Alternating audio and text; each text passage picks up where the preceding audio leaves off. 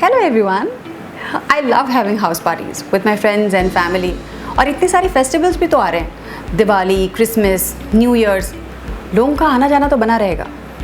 और house party की सिर्फ एक ही प्रॉब्लम है, जितने ज़्यादा लोग उतने ज़्यादा बर्तन, and these many dishes is such a pain.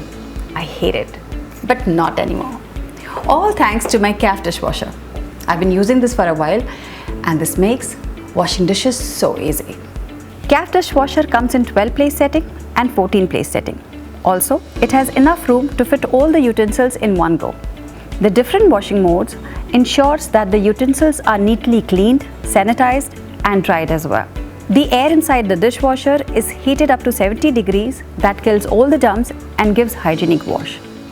Meet कहीं गंदे कपड़े से वाइप ना कर दे, इसकी भी चिंता नहीं है, क्योंकि वाइपिंग की ज़रूरत ही नहीं है।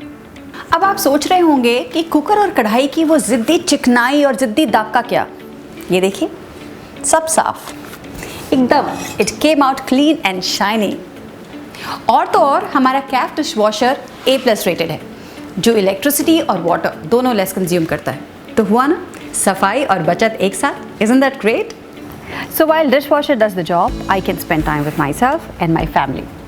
So what are you waiting for? Go check out amazing offers on KAFF website and bring home your KAFF dishwasher from the nearest KAFF store.